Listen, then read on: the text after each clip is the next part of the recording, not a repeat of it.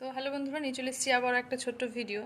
তো ভিডিওটা হচ্ছে যে সব মেয়েদের নিয়ে, যে মেয়েদেরকে একটু কাবিল করে তুলো, একটু মেয়েদেরকে ভালো করে উম, পড়াও লিখাও, আর এমন কিছু করো যে ওরা যেন কারো ভরসাতে না থাকে, নিজের একা পায়ে দাঁড়িয়ে যেন সব কিছু করতে পারে, আর কোনো খারাপ পরিস্থিতিতে থাকলেও সব জিনিস যেন সহজেই সব কাজ করে নিতে পারে।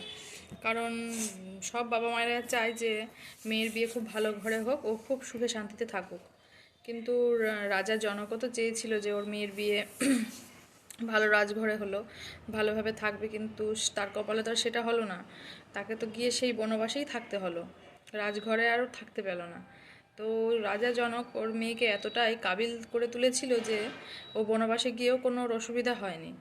তো ওই জন্যই বলি যে মেয়েদেরকে কাবিল করে তুলো, তাহলে সীতার মতো কোথাও কোনো অসুবিধা হবে না, সব সময় ভালো পথে ভালো মতো করে এগিয়ে যাবে।